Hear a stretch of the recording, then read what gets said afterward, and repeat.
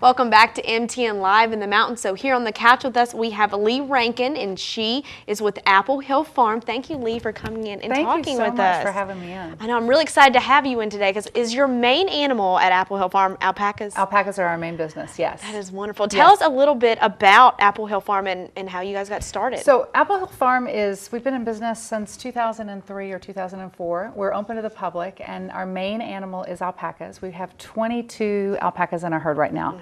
So we raise them for their fiber. They're a fiber animal, so they're sheared just like a sheep would be sheared. And we take their fiber and we send it off to different places to have products made from it. So that's our main business. We've gotten into the business of doing tours of our farm. So lots of people like to come out because we have alpacas, llamas, donkeys, goats, horses, ponies, chickens, and a pig. So we have a menagerie of animals, and we do an educational 90-minute walking tour of the farm where we teach people about animals and let them connect with the animals. So that's great. If somebody wants to do a tour, how could they go about doing that? You can call us. We do a tour every Saturday at 2 o'clock, weather permitting. So right now it's weather permitting. Mid-May to mid-October we open up. We do a 2 o'clock tour every day of the week.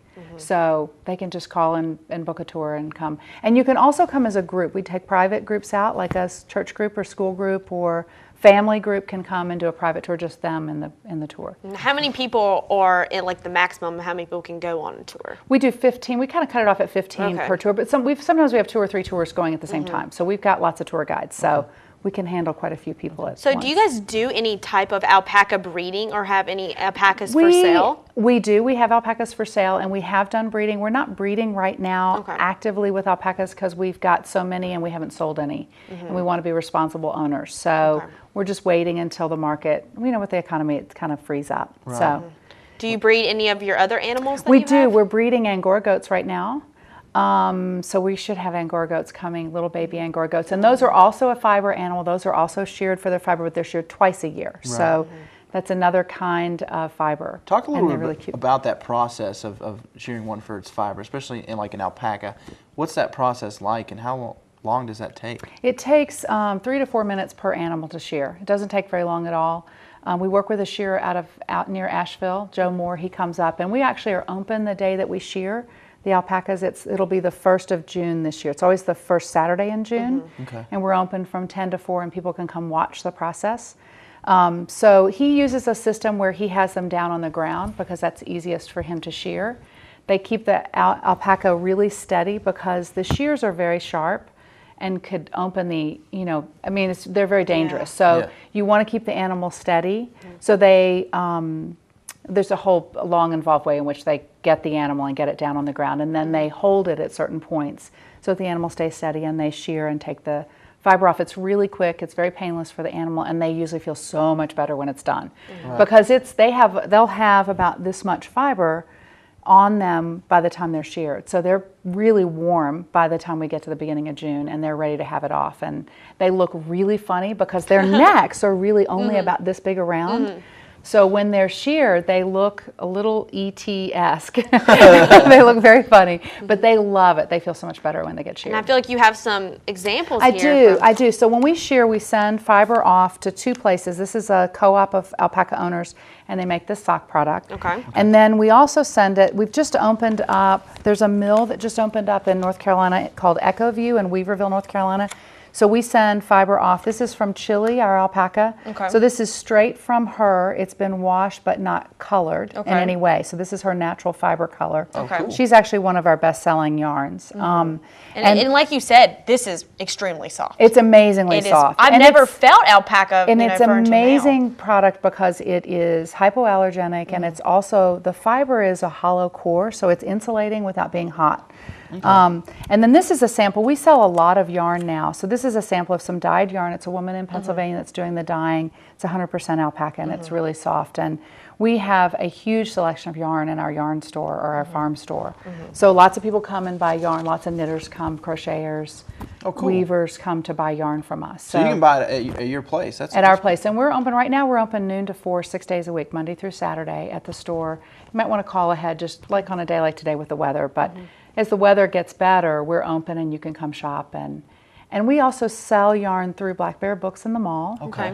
We have a little booth at Farmers Hardware in Boone and also at Great Train Robbery in Banner Elk. So our products are out and about. That's great. Do you have any type of clinics that you do at the farm? We're working on some clinics. We're actually working on a sort of an animal experience day of some sort, maybe one with alpacas and one with horses, because we also have the horses. So we're working on that. And we've done knitting classes. There's a knitting group that I work with that meets every Tuesday at noon at Mountain Grounds Coffee Shop. A group of us get together and knit and crochet and do all sorts of different projects that people are working on. So, Cool. Do you guys deal with any type of mistreated animals? we have a lot of rescue animals on our property. 3 of the dogs that we have are rescues. We have most of our donkeys were rescues, and sometimes we rescue an animal. We purchase an animal that we know needs to be in a different situation. So sometimes we get involved in that, and we find that they're just amazing as they are rehabilitated, and once they know that they're in a place where they're loved and respected, you get a completely different animal. That's awesome. Are some of the animals on the farm, are they all have a use, or do some They just... do. Everybody has a purpose and a job. Okay. And we're real clear about that, and they know what their job is, and they also, our slogan is a place where animals talk and people listen, and our animals are usually what tells us that there's something going on. We often will have times that the horses are spooked and we can tell that there's something in the woods, or we had a situation during a snowstorm this winter. We went down and one of the donkeys was missing, and the alpacas were all looking in a certain direction, and that's where the donkey was. So that's why we found him, and he had busted down the gate and gotten in with a female donkey. So we're now expecting a donkey baby. Oh, so sort of good came out of that as well. So we relocated them to a different field, so they had a little honeymoon, and they're now separated again. Oh, darn. Cowboy and cowgirl. So, and he's one of our favorite donkeys. We get lots of calls, people wanting to come see Cowboy. So, So tell me, how are the animals with little kids? Because I know, do you guys get a lot of little kids we do that come? get a lot of kids. They love it, and the goats are probably the most interactive with the little kids, and sometimes the kids are a little skittish of the horses because they're so big. But we do pony lessons with little kids and get them through that. And we have lots of little kids that come that are even afraid of dogs. And we have a dog, it's a German Beagle who's a rescue. His name is Bo, and he is the one that gets more kids through their fear of dogs than any other dog that we have, because he's little. And so we'll have some child come and they'll be, I'm afraid of dogs, I'm afraid of dogs. And when they leave, they're in tears because they don't want to leave Bo. They're like bonded to Bo, and they want to take Bo home with them. And That's great. so we do a lot of one-on-one relationship work with people with animals, and we're real clear that that's our purpose. We're very passionate about the fact that animals play a role in our lives, and if they're treated with love and respect, you get a different animal, and it does change people's lives. There is a purpose to what we're doing. I mean, we're very clear about that. Right. We're also passionate about the fiber and about the yarn and other things, and about educating people about animals. So, and I'm getting more chances to go out and speak and teach. I'm going to be doing a Alpaca 101 workshop or class at Mayland Community College coming up this summer.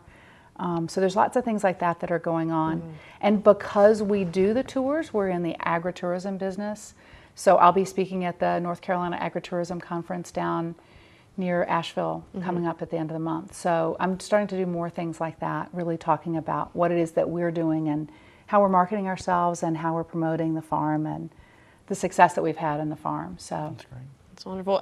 Real fast, are you trying to maybe bring any more different types of animals in the farm, or are you kind of good where you are? I think we're good where we are at this point, yeah, because we've got the goats coming on as a whole nother fiber animal. We're doing more work with chickens. We're going to be raising chickens this year.